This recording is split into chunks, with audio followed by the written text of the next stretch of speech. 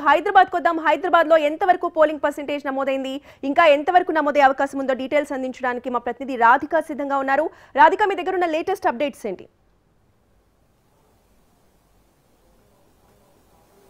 రోజా, తెలంగాణ రాష్ట్రంలో 17 లోక్సభ సెగ్మెంట్స్ లో ఇటు పోలింగ్ అయితే కంప్లీట్ అయిపోయింది. ఇప్పటికే ఈవీఎంస్ అన్ని కూడా క్లోజ్ చేస్తున్న పరిస్థితి. అయితే మనకి ఓవరాల్ గా చూసినప్పుడైతే హైదరాబాద్ కి సంబంధించి 40% అంటే 41-42% పైగా మనకి పోలింగ్ జరిగినట్టుగా తెలుస్తుంది. గతంతో పోలిస్తే కూడా చాలా తక్కువ పోలింగ్ శాతం కూడా నమోదైనట్టుగా అర్థమవుతుంది. ఓవరాల్ స్టేట్ వైడ్ గా చూసినా కూడా మనకు పోలింగ్ శాతం కొంత గ్రామాలలో జిల్లాలలో పెరిగినప్పటికీ కూడా హైదరాబాద్, సికింద్రాబాద్, మల్కాజ్గిరి, ఇటు రంగారెడ్డి జిల్లాలకు సంబంధించిన పోలింగ్ పర్సెంటేజ్ అయితే గతంలో అసెంబ్లీలో ఏ విధంగా అయితే హైదరాబాద్ కి సంబంధించి 48% పోల్ అయిందో ఈసారి అంతకన్నా తక్కువ ఓటింగ్ శాతం అయితే నమోదైనట్టుగా అర్థమవుతుంది. అయితే దీనికి ప్రధానంగా కారణము ఇటు ఎక్కువగా ఐటీ సెక్టర్ పీపుల్ అంతా కూడా సాటర్డే సండే హాలిడేస్ ఉండటంతో వాళ్ళు ఇటు హాలిడేస్ కి 3 రోజులు హాలిడేస్ రావడంతో వాళ్ళు కొంత హాలిడేస్ తీసుకున్నట్టుగా అనిపిస్తుంది. మరోవైపు కొంత జిల్లాల్లో ఓటింగ్ శాతం పెరగటానికి కూడా కారణం హైదరాబాద్ ఓటర్లు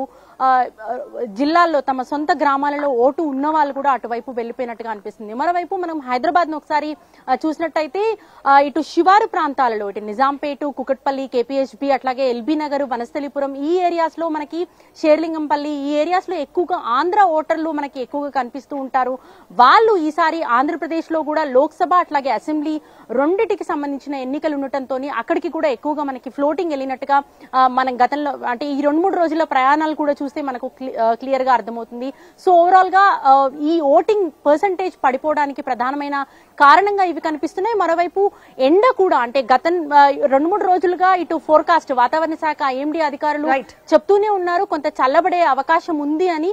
కానీ అయినప్పటికీ కూడా దాదాపుగా 35-40 డిగ్రీల సెల్సియస్ ఉష్ణోగ్రత ఇప్పుడు నమోదవటము ఇవాళ కొంత అది కూడా డిస్టర్బ్ చేసినట్టుగా అనిపిస్తుంది. మధ్యాహ్నం వరకు కొంత ఆశాజనకంగా ఉన్నప్పటికీ కూడా మధ్యాహ్నం తర్వాత 4 తర్వాత పెరుగుతుంది, పర్సంటేజ్ కొంత పెరుగుతుంది అని అనుకున్నప్పటికీ కూడా అది కూడా విఫలమైనట్టుగానే అనిపిస్తుంది. సో ఓవరాల్ గా హైదరాబాద్ ఓటర్లు అయితే ఓటింగ్ చేయడానికి అంత ఆసక్తి చూపలేదనేది క్లియర్ గా అర్థమవుతుంది. Roja, right, thanks for the updates Radhika. ఇక హైదరాబాద్ లోని మరో ఏరియాకి వెళ్దాం. అక్కడ యాకత్పురా నుంచి మా ప్రతినిధి కిరణ్ అందుబాటులో ఉన్నారు. కిరణ్, ఇప్పటి వరకు ఎంత పోలింగ్ పర్సెంటేజ్ నమోదైంది, ఎంతమంది క్యూ లైన్స్ లో వెయిట్ చేస్తున్నారు, గతంతో పోలిస్తే ఇప్పటికీ పోలింగ్ పర్సెంటేజ్ అనేది పెరిగిందా తగ్గిందా, మీ దగ్గర ఉన్న లేటెస్ట్ అప్డేట్స్ ఏంటి?